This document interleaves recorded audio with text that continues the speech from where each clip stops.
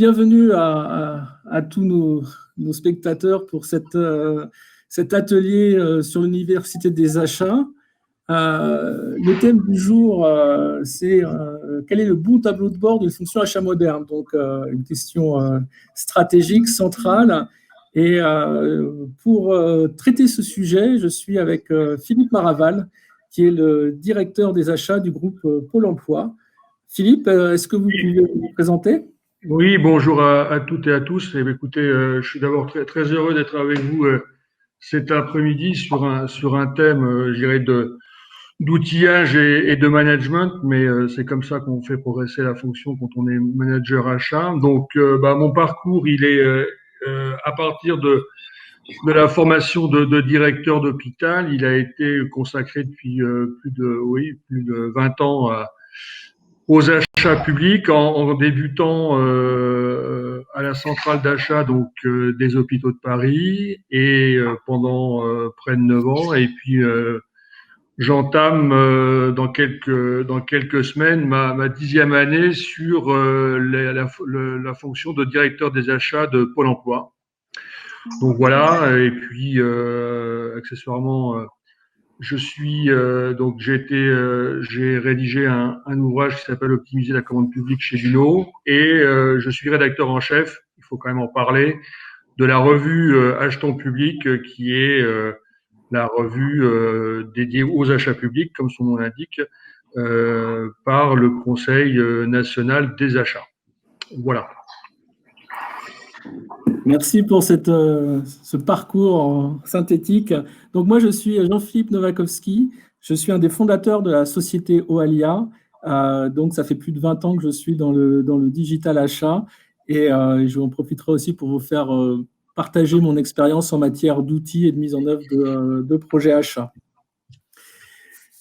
Nous aurons aussi, lors de cet atelier numérique, ce qui est un peu inédit, c'est un exercice un peu nouveau pour nous, nous aurons Isabelle qui va jouer le rôle de modérateur. Donc, vous avez la possibilité, normalement, via l'application, de poser des questions. Et Isabelle se fera un plaisir de nous faire remonter ces questions pour que nous puissions y répondre. L'objectif étant effectivement que malgré la distance, nous puissions avoir un atelier aussi interactif que possible. Donc, quel est un peu le plan de cet atelier? Le premier point que nous allons aborder, c'est le sujet du sens. Pourquoi des indicateurs? Pourquoi un tableau de bord achat? Et en fait, c'est la question la plus importante et c'est celle sur laquelle on va passer le plus de temps. Et à ce sujet, l'expérience opérationnelle de Philippe nous est très précieuse parce qu'au-delà des théories qu'on peut lire sur tout bon livre de management achat, ce qui fait la différence, c'est vraiment l'expérience, le concret. Et dans la préparation de cet atelier, j'ai pu mesurer à quel point Philippe maîtrisait son sujet. Donc, je lui laisserai le plus possible la parole. Nous regarderons ensuite un petit peu plus, nous ferons un focus sur un peu le type d'indicateur qu'il est possible de mettre en place pour assurer ce bon suivi, pour atteindre les objectifs stratégiques et opérationnels qui sont fixés à la fonction achat. Et puis, nous finirons, si nous avons le temps, car le temps est assez compté, par quelque chose d'un peu plus opérationnel, orienté outils, sur la manière de construire un bon tableau de bord avec éventuellement quelques illustrations que j'ai prévues. Mais il est important aussi que vous puissiez poser vos questions, donc on conservera un peu de temps pour cela. Donc, pourquoi des indicateurs? On a identifié 4 thèmes principaux. Le premier thème, et qui est un thème qui est revenu très très fort lors de la préparation de cet atelier, c'est le respect du contrat de service par la fonction achat. Donc, je ne vais pas déflorer le sujet, je laisserai Philippe nous en parler. Et là, c'est plus effectivement quelque chose qui a, à destination des prescripteurs, puisque la fonction achat a un rôle de prestataire de service à l'attention de ses prescripteurs. Un autre axe qui est ressorti très très fort de cet atelier de préparation, c'est la partie communication. Donc la communication, c'est un terme qui peut être très large, mais on a besoin, quand on dirige une direction achat, de pouvoir rendre des comptes, rapporter à sa direction financière. On veut contribuer aussi à la communication externe de l'entreprise et on a besoin aussi de communiquer vis-à-vis de ses propres collaborateurs.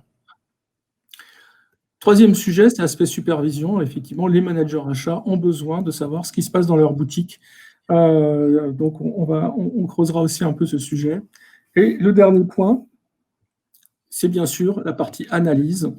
Qu'est-ce qu'on achète, où on dépense, où est-ce qu'on est efficace. Donc, c'est effectivement quelque chose qui concerne tous les acteurs achats et on y consacrera également du temps et de l'énergie. Donc, un des points qui m'a le plus frappé dans nos échanges avec Philippe, c'est l'importance qu'il mettait sur le fait que la fonction achat est un prestataire de service. Philippe, je vous laisse la parole. Expliquez-nous un petit peu votre vision sur ce sujet. Oui, alors, Jean-Philippe, oui, effectivement, la fonction achat, c'est d'abord la plus jeune et la plus récente des fonctions support. Je crois que c'est extrêmement important de le dire. On est tous des acteurs historiques. Hein. Ce qu'on dit en 2021 était indicible il y a 20 ans et apparaîtra complètement suranné dans 20 ans. Mais aujourd'hui, le sujet, c'est de faire sortir la fonction achat d'un rôle je dirais, de garant de la conformité juridique et de la production sans problème juridique des marchés publics. Alors, il ne s'agit pas évidemment de dire que la conformité juridique n'est pas un sujet, ça l'est, mais ça n'épuise évidemment pas le rôle que doit avoir la fonction achat. Et la fonction achat doit, au-delà de ce statut un peu mineur, doit surtout aujourd'hui notamment dans le secteur public, sortir d'une image de fonction incontournable, mais qui ralentit en réalité l'activité des métiers. Donc, il faut absolument faire comprendre aux prescripteurs qu'il y a une plus-value et qu'il y a une garantie de service. La garantie de service étant essentiellement, et ça, j'ai pu le mesurer depuis des années, autour de la question quand est-ce que j'aurai mon marché ou j'espère que pour le renouvellement de mon marché, il n'y aura pas de discontinuité et que le lendemain de la fin du précédent, j'aurai un nouveau marché. Donc, il faut offrir une prestation de service qui soit orientée sur la fiabilité de la production de marché. Hein. C'est important de bien se caractériser autour de cette fonction de production, une production qui doit être fiable, dans son tempo. Hein. Donc, il y a une composante de gestion de projet qui est fondamentale dans la fonction achat. On doit être capable de gérer une procédure avec une fiabilité de notification qui soit au mois près. Hein. C'est l'indicateur que j'ai, par exemple, moi, depuis des années dans tous les services que j'ai pu diriger. Et puis aussi une fiabilité de l'offre de service en matière de révision de prix, en matière de gestion contractuelle de manière plus globale. Ça peut être aussi dans le suivi de la fiabilité sur les bases articles. Lorsqu'il y a une base article, il faut la mettre à jour en temps et en heure. Ça peut être aussi, c'est important, la gestion des réclamations. Alors, il existe un indicateur qu'à l'assistance publique que j'avais, qui était le temps de traitement d'une réclamation d'un client interne par rapport à un fournisseur. Donc, il faut, sur l'ensemble des trois macro-processus, hein, expression des besoins, mise en concurrence, suivi de marché, offrir une offre de service, essayer, et plus qu'essayer, d'ailleurs réussir à la quantifier autour d'indicateurs et faire savoir aux prescripteurs que on lui garantit cette offre de service pour ne plus apparaître comme une sorte de passage obligé qui ne promet rien et qui est susceptible surtout de ralentir et de ne pas appuyer le prescripteur lorsqu'il a un conflit, un litige avec un de ses titulaires. Donc voilà, évidemment, c'est une offre de service qui a aussi comme corollaire la sécurisation des approvisionnements, et on l'a vu avec la crise Covid de manière quasiment paroxystique, et puis un aspect juridique, car au moins dans le secteur public, les avenants rétroactifs, les commandes sans support juridique sont des choses qui sont interdites et qui, le cas échéant, sont susceptibles de bloquer les commandes et donc l'approvisionnement et donc le fonctionnement du prescripteur. Et le rôle du tableau de bord dans tout ça, comment vous l'utilisez? Qu'est-ce que vous mettez en avant? Comment ça se passe concrètement? Concrètement, si vous voulez, il y a un engagement de la part du service achat pour notifier un marché dans 5 ou 6 mois. Hein. Donc voilà, on s'engage à notifier un marché au mois de juin 2021. On le fait savoir de manière formalisée en direction du prescripteur. Hein. On dirait voilà, votre marché de consulting sera notifié en juin 2021 et on suit tous les mois le taux de respect de ces engagements. C'est-à-dire, il y a aujourd'hui à Pôle emploi, on est à 75% de taux de respect, c'est-à-dire que 75% des marchés sont notifiés le mois sur lequel on s'était engagé 6 mois auparavant, et 25% le sont en retard. Voilà. C'est pour vous donner un exemple. C'est aussi des indicateurs sur la non-rétroactivité des révisions de prix. C'est un délai moyen pour insérer dans la base article un nouvel article parce qu'un prescripteur achète quelque chose de nouveau, etc., etc. Ce sont essentiellement des indicateurs de réactivité dans une logique de mise à disposition, parce que le prescripteur lambda, c'est-à-dire là je ne parle pas du contrôle de gestion, je ne parle pas de la comptabilité, le prescripteur lambda, il a comme première préoccupation le non-ralentissement de son approvisionnement. Alors évidemment, il a aussi des préoccupations sur la qualité du titulaire, bien sûr, hein, sur la pertinence du cahier des charges. Mais là, je suis dans ce qui peut se mesurer à travers un indicateur, je dirais, de quantitatif. Hein. Et ça a beau être strictement quantitatif, c'est quand même extrêmement important dans la vision que peuvent avoir les prescripteurs de la qualité de service des achats. Et cette vision, justement, est-ce qu'ils l'ont? Est-ce que vous communiquez autour de ça? À qui? Est-ce que vous avez cette possibilité finalement de mettre en avant votre qualité de service vis-à-vis des utilisateurs? Alors, ça nous permet de rebondir sur le thème de la communication qui est un thème très important. Bien sûr. Alors là, on a parlé évidemment de la communication vis-à-vis des clients internes. Hein. Donc là, effectivement, eux, si vous voulez, dans cette logique un peu individualiste, ils sont d'abord préoccupés par leur marché. Bon, mais on est capable, le cas échéant, d'appuyer cet engagement de service sur des indicateurs qui sont tenus depuis des années, qui sont tenus et qui sont mis à jour tous les mois. Hein. Donc voilà. Ça c'est pour le prescripteur. Là, par rapport à votre slide sur la communication concernant la direction financière et la direction générale, l'ambition est encore plus importante. L'ambition de l'indicateur, du tableau de bord, c'est évidemment de montrer que la fonction achat est capable d'embarquer évidemment des objectifs économiques. Donc là, il y a une tenue régulière du bilan économique de chaque consultation, hein, selon les modalités qui ont été arrêtées par la direction des achats de l'État pour le secteur public, mais elles sont valables pour toutes les fonctions achats, publiques ou privées. Des indicateurs qui permettent aussi de montrer qu'on est capable, entre guillemets, d'embarquer des politiques institutionnelles.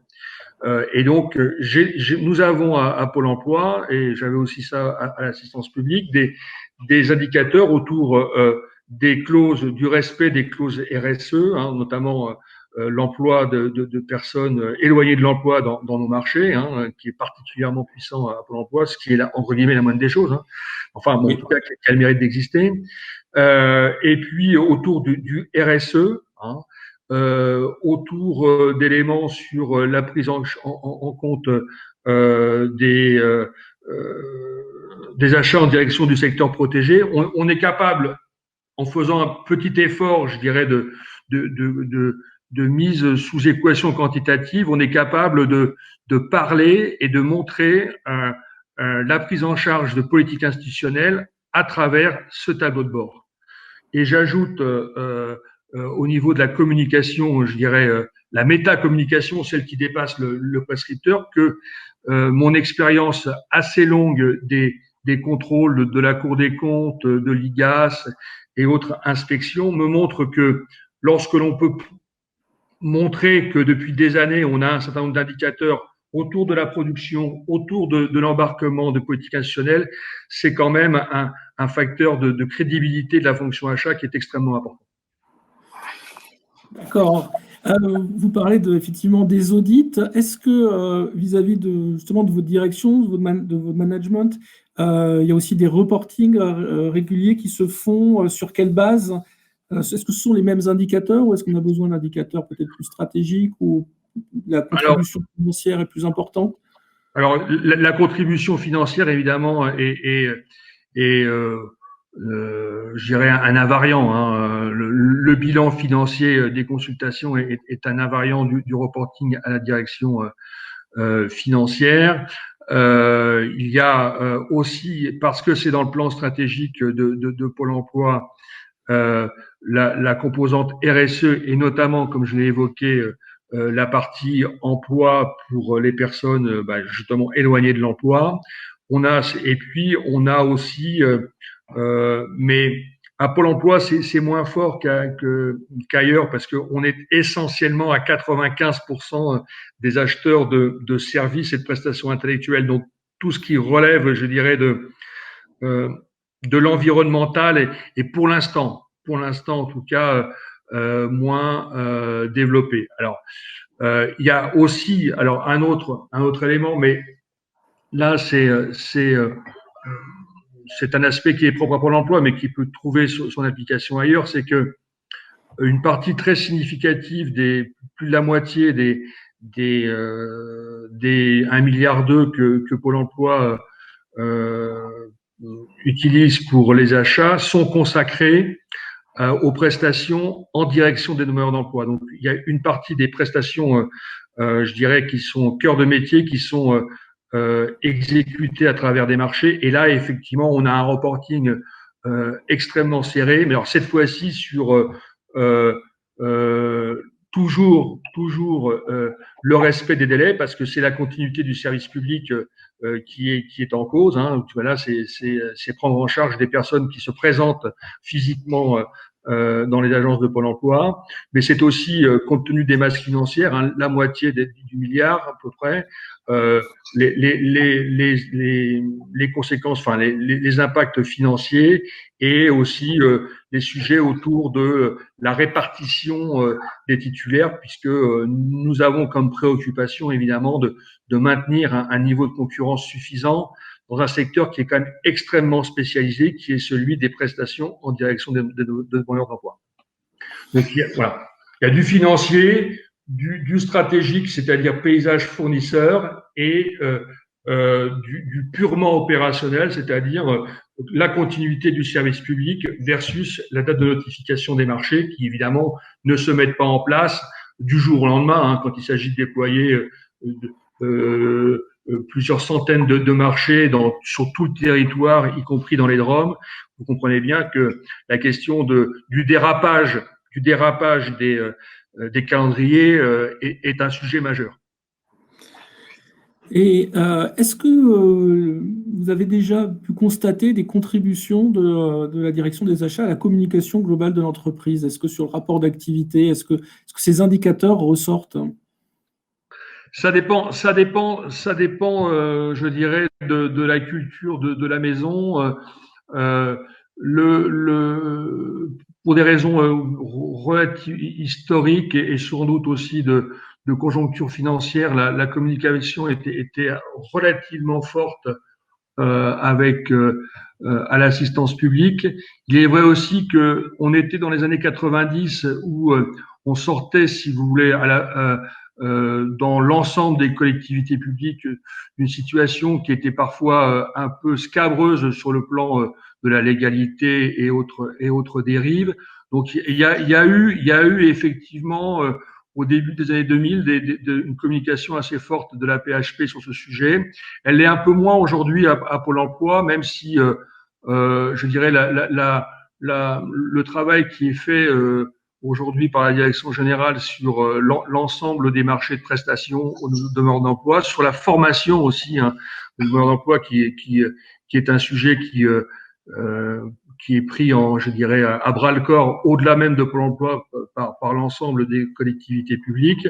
Ce travail sur les achats cœur de métier, on va dire, est de plus en plus sujet à communication. De toute façon, l'ensemble de ces grands marchés, qu'ils soient informatiques à Pôle emploi ou demandeurs d'emploi, font l'objet de communication régulière, à la fois au moment du lancement, mais aussi au moment des résultats auprès du conseil d'administration de Pôle emploi. Donc, il y a un reporting direct au conseil d'administration de Pôle emploi.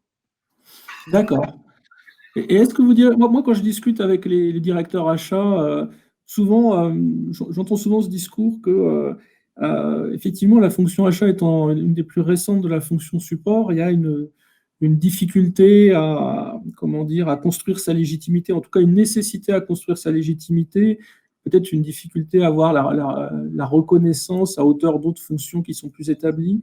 Est-ce que vous avez le sentiment que les efforts que vous avez faits dans la mise en place de votre reporting, de vos tableaux de bord, ça contribue à asseoir votre légitimité? Oui, parce que si vous voulez, c'est un exercice de communication, c'est un exercice de communication positif.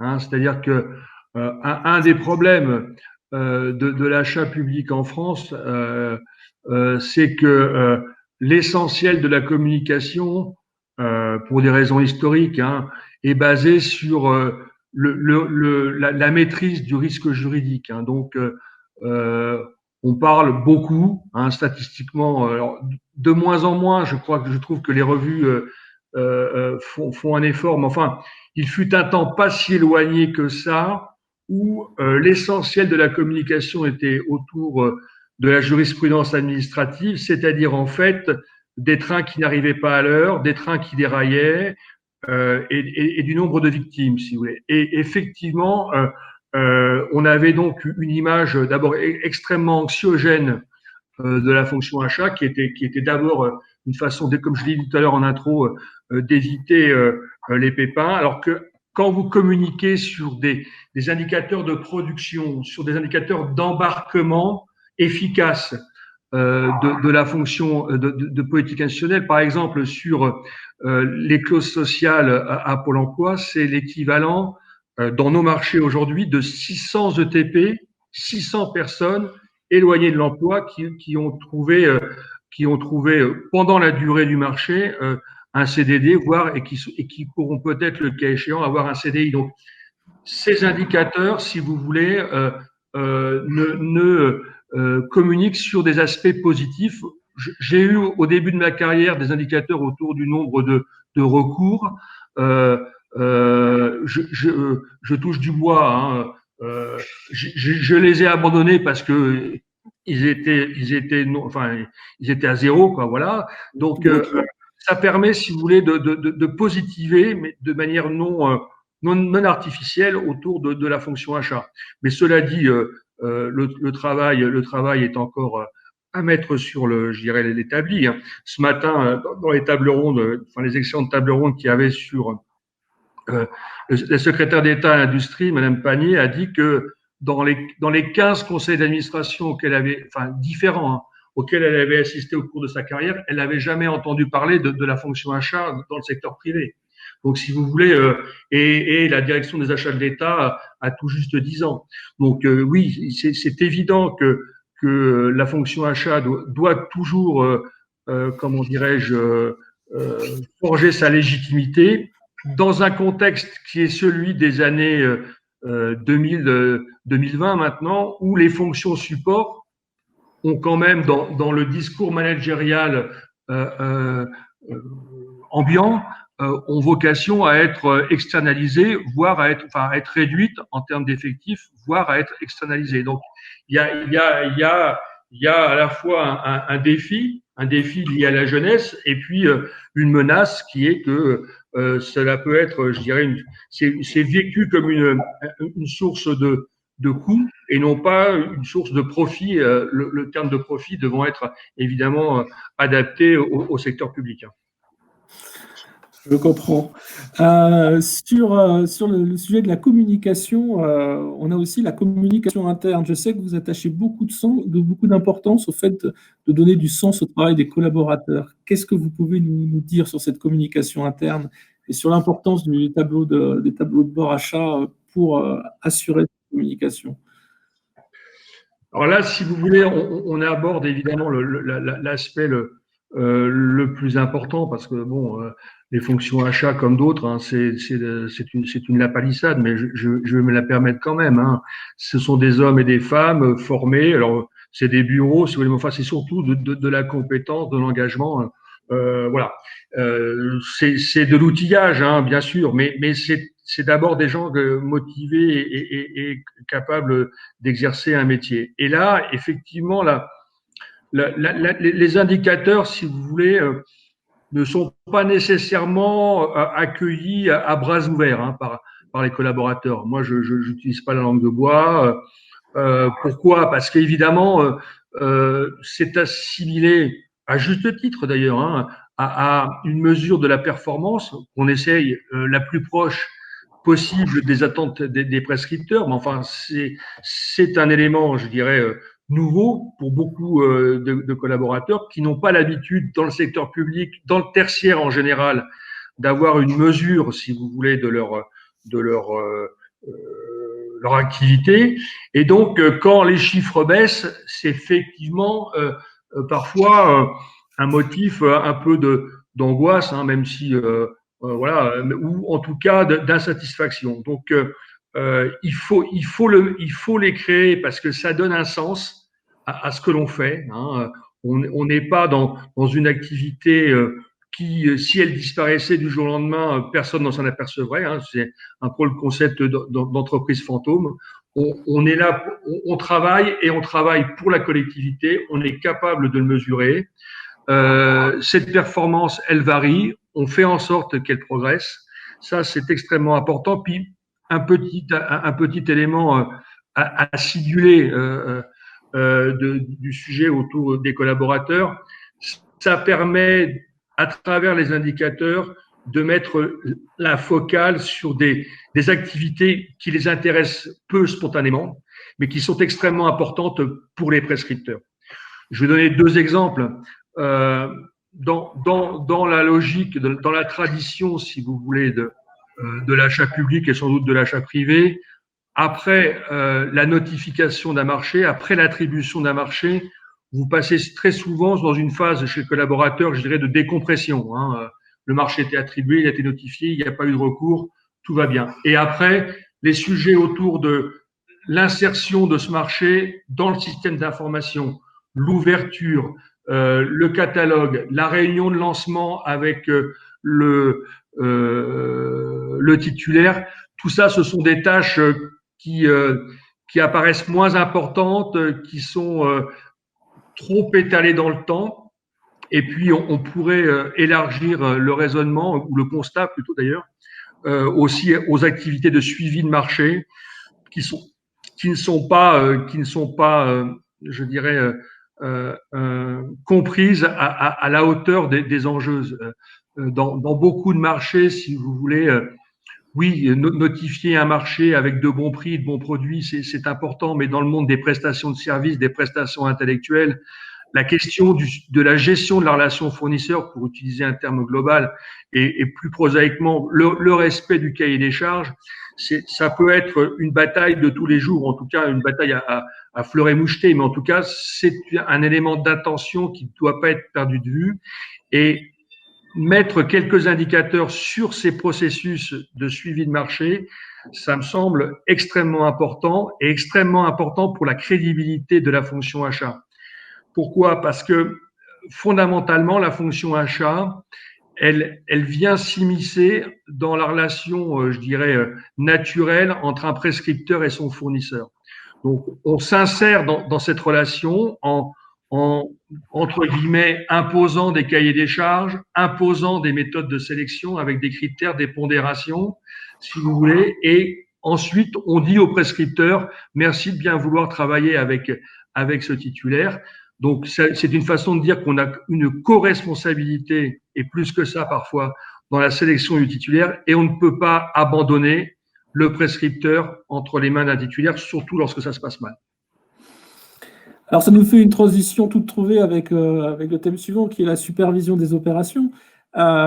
Aujourd'hui, vous avez mis en place un certain nombre d'outils pour justement avoir cette vision et pour pouvoir, peut-être sur des tâches qui sont plus de longue haleine ou sur du long terme, de pouvoir avoir ce contrôle et cette qualité. Oui, alors donc là, comme je vous disais tout à l'heure, on mesure chaque mois un certain nombre d'indicateurs liés à la passation des marchés, hein, fiabilité, durée. Alors sur la durée, évidemment, on n'a pas de standard. Hein. Quand vous faites, comme je l'ai fait il y a quelques années, la remise en concurrence sur l'ère industrielle dans l'ensemble des hôpitaux de la PHP, si vous voulez, vous commencez à y travailler 24 mois à l'avance. Hein. Mais quand vous faites la relance d'un marché, je sais pas, de prise de notes au conseil d'administration, vous y passez pas non plus 24 mois. Donc il y a évidemment une durée moyenne avec un écart type gigantesque, mais on le tient quand même parce que c'est un élément anxiolytique pour les prescripteurs. Si on dit aujourd'hui on est à peu près à entre 5 et 6 mois entre le début du travail avec le prescripteur et la notification du marché, on lui dit 6 mois, on lui dit pas 15 jours parce que c'est pas possible, et on lui dit pas 1 an non plus. Si vous voulez. Voilà. Donc on a ces indicateurs, on a des indicateurs d'efficacité économique, et là, grâce notamment au travail fait par la DAE, il n'y a plus de débat, comme j'en ai connu pendant des années, moi, sur comment mesure-t-on la performance économique de la fonction achat. Il y a dorénavant une méthodologie et elle est intellectuellement, elle est tout à fait rationnelle. Il peut y en avoir d'autres, mais enfin celle-là, au moins, elle est stable et elle est cohérente intellectuellement. Voilà. Et ensuite, on a, comme je vous l'ai dit, sur le suivi contractuel, on a des éléments qui portent sur la réalisation d'audits. Hein, certains de nos marchés prévoient la réalisation d'audits auprès des titulaires sur un certain nombre de fonctions. Donc, on observe et on mesure le taux de réalisation de ces audits. Et de manière plus générale, parce que ce que je viens de vous dire sur les audits est propre à certains marchés très critiques, ouais. On a pour tous les autres des copiles, donc des comités de pilotage annuels, où là on fait le bilan avec les titulaires et les prescripteurs de la façon dont s'est exécuté le marché au cours de l'année écoulée. Et là, on a un taux de réalisation de ces copiles par rapport à ce qui est prévu dans les marchés. Donc voilà, 80% des copiles ont été faits au cours de l'année, donc il y a 20% qui n'ont pas été faits. Et pour vous donner un autre exemple, la tenue de la base article, qui est vraiment quelque chose qui hérisse plutôt les acheteurs parce que c'est extrêmement ingrat. On a aussi on a une mesure du délai moyen d'insertion d'un article dans notre base article parce que tant qu'il n'est pas dedans, le prescripteur peut pas commander quoi. Il peut pas commander en utilisant la base article. Tout à fait. Donc on voit qu'on a des indicateurs très précis qui permettent de couvrir tous les aspects des opérations et pas uniquement ceux qu'on envisage assez naturellement. Donc, par exemple, effectivement, mettre à jour ces articles. Oui, parce que si vous voulez, l'histoire des bases articles, c'est l'histoire comment dirais-je, c'est le CID. Hein. On commence à 300 articles et puis après, comme on fait pas la police, on termine à 3000 hein, ou à 4000 et on sait plus quoi en faire après. À la base. Philippe, j'ai une première question de notre public pour vous. C'est la position du contrôle de gestion dans votre démarche au niveau au sein de Pôle emploi. Comment il se positionne? Alors aujourd'hui, déjà une réponse, je dirais un peu institutionnelle. Le contrôle de gestion donc a un siège à la commission d'appel d'offres, à la commission des marchés de Pôle emploi. Donc il assiste, il est destinataire de l'ensemble des synthèses et notamment de la synthèse financière sur l'ensemble de nos marchés. Par ailleurs, sur un certain nombre de marchés, notamment sur les marchés de prestations de demandeurs d'emploi, compte tenu des masses financières en jeu, compte tenu aussi de la particularité de ces marchés qui ont une part variable, donc aux résultats extrêmement importantes, on travaille de manière extrêmement forte avec eux pour notamment évaluer ce qui sera facturé effectivement à Pôle emploi, donc la charge finale liée à l'exécution financière des marchés. Par ailleurs, là, à l'inverse, là je suis dans l'exécution financière, à l'inverse, on travaille avec eux sur ces marchés extrêmement importants au sens social du terme, mais aussi financier. On vient de passer un marché où l'ensemble des appels d'offres régionaux pesait 200 millions d'euros.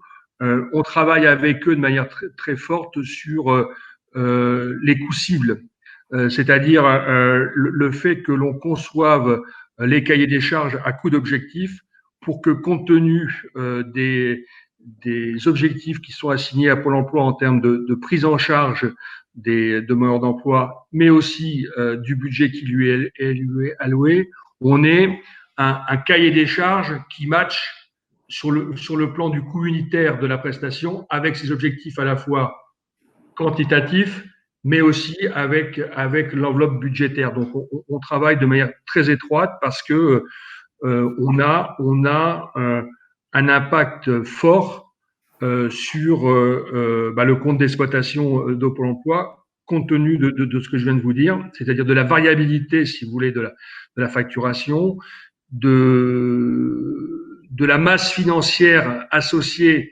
à une prestation, c'est-à-dire entre guillemets à un seul cahier des charges. Donc voilà, donc vous avez une prestation qui porte à travers son cahier des charges 150 millions. Donc la question de la maîtrise du coût du cahier des charges est assez fondamentale pour l'institution.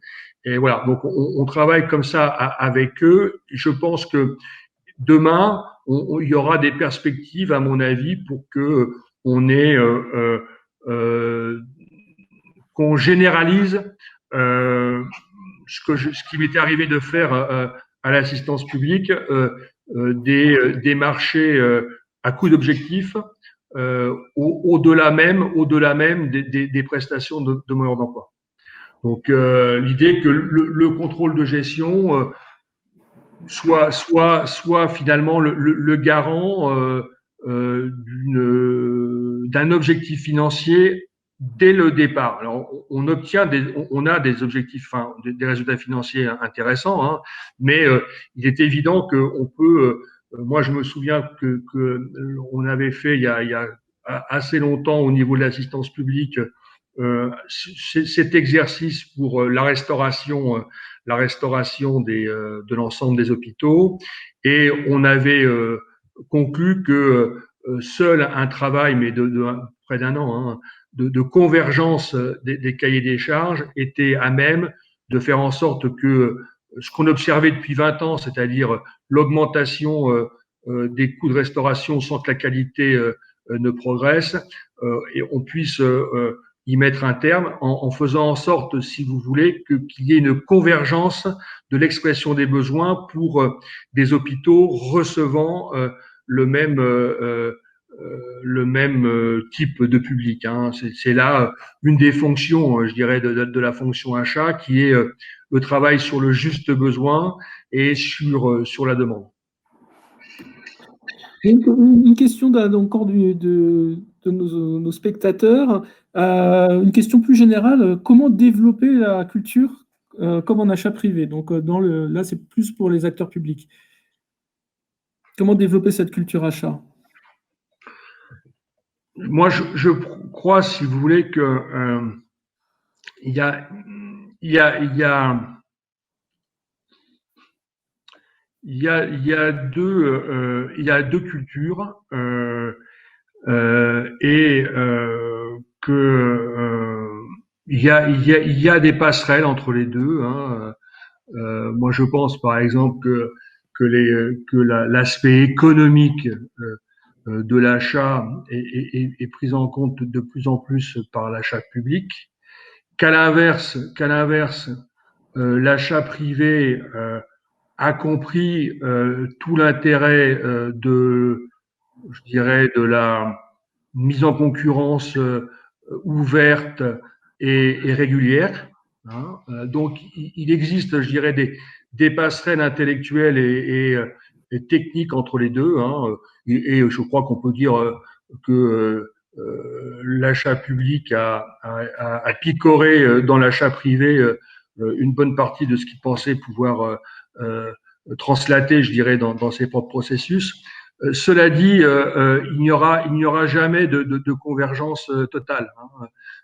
Pourquoi? Parce que l'achat public, si vous voulez, sans même parler d'objectifs secondaires qui peuvent d'ailleurs, comme la RSE, le social, qui sont dorénavant aussi pris en compte par l'achat public, mais au-delà même de la question des objectifs, les processus métiers ne pourront pas totalement converger. Pourquoi? Parce que l'acheteur public a un actionnaire qui s'appelle le citoyen et qui s'appelle aussi le tissu économique, hein, le monde des entreprises. Et ces deux actionnaires, j'allais dire principaux, ont une attente qui est celle de la transparence, donc de la démonstration, donc d'un peu plus de temps, hein, un peu plus de temps. Hein, et l'autre actionnaire, celui de l'entreprise, des entreprises, considère à juste titre que la liberté d'accès et l'égalité d'accès, un concept important en France, hein, l'égalité d'accès à la commande publique doit être absolument préservée.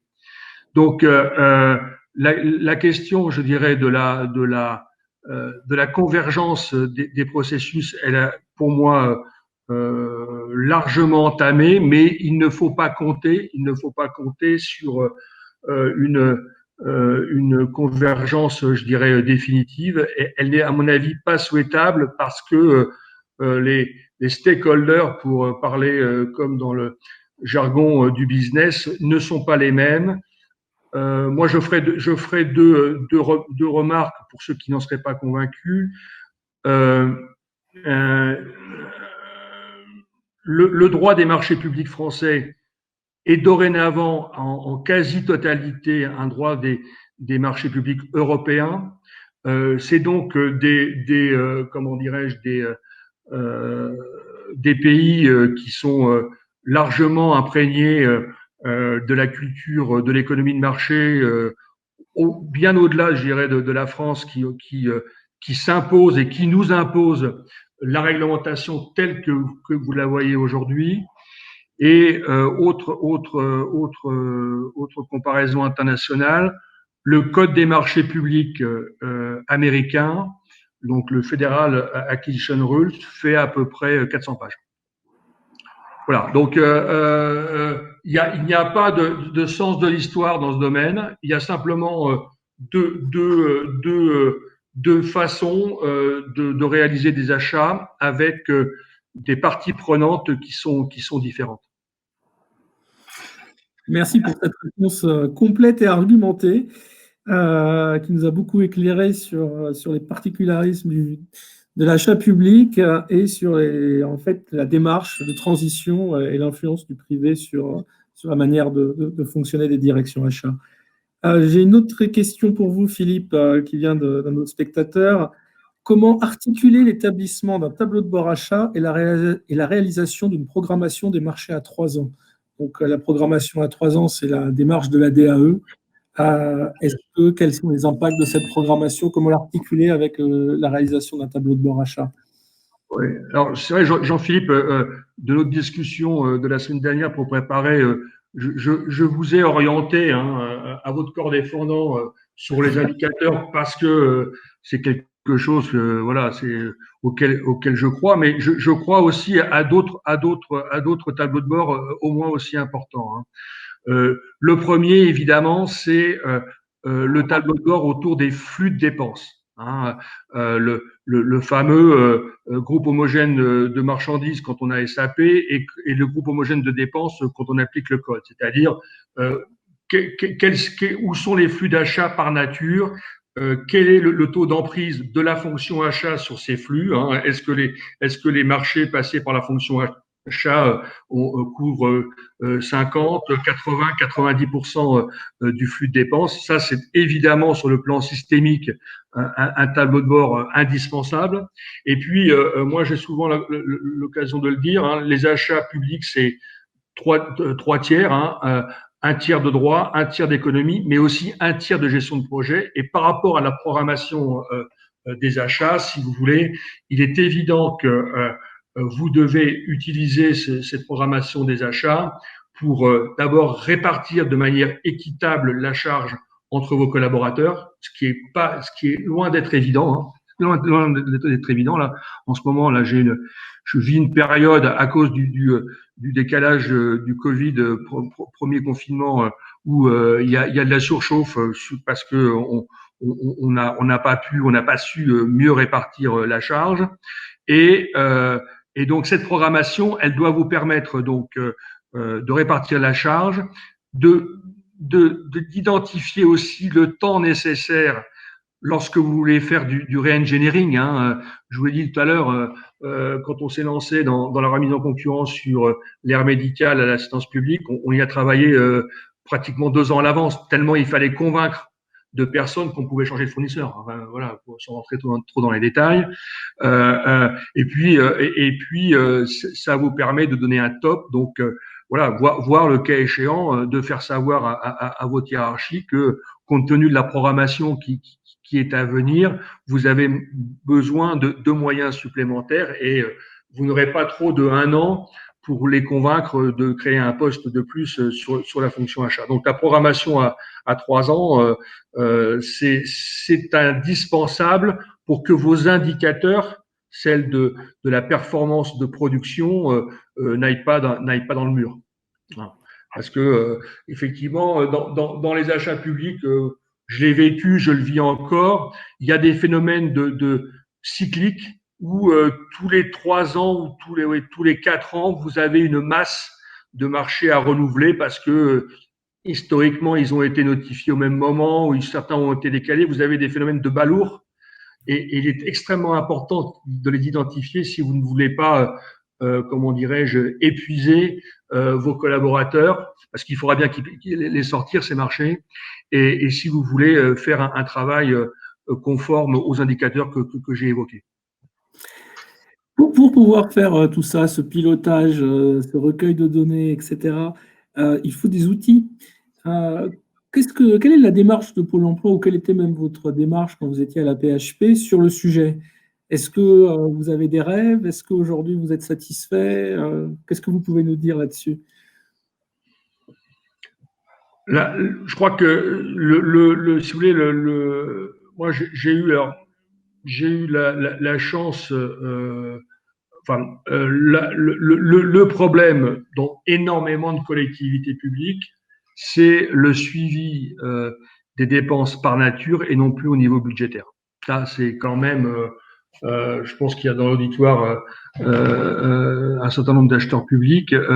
Ils savent de quoi je parle. Donc, la question de la nomenclature achat, de la base article, sont des éléments fondamentaux. Hein. Donc, et j'ai eu la chance. Alors, j'ai vécu sans. Hein, pendant des années à l'assistance publique. Donc, quand on voulait savoir ce que l'on achetait, eh bien, on demandait aux titulaires. Hein, toute honte but. Hein, c'était eux qui, avec leur système de facturation, arrivaient à nous éclairer sur ce qu'on achète. Mais il se trouve que à la fin de mon passage à la PHP, on a créé une base article. Hein, mais alors là, c'était avec donc, tout le médical plus le mot médical, etc., etc.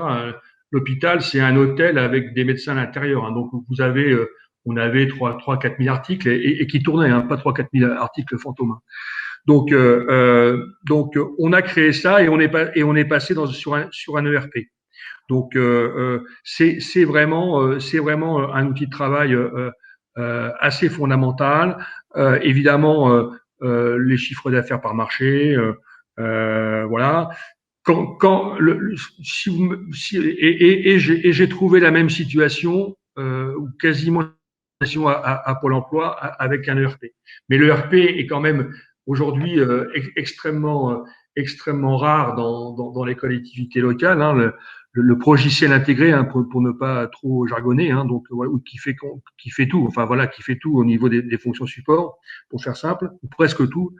On a aujourd'hui aussi à Pôle Emploi des comment dirais-je une couche business BI, donc qui va permettre de sortir ces informations, celles dont je viens de vous parler, avec des graphes, avec des représentations graphiques, des histogrammes, des choses qui vont faciliter, si vous voulez, l'exploitation de ces données. Parce qu'après, une fois que vous êtes passé de la situation où vous n'aviez rien, vous passez assez vite sous la situation du déluge, qui fait que le temps d'interprétation et de remise en forme des données épuise, et puis on finit par pas le faire. Donc aujourd'hui, si vous voulez, le rêve, c'est de la cartographie, donc sur la base de ces informations produits, sur ces informations de marché, donc des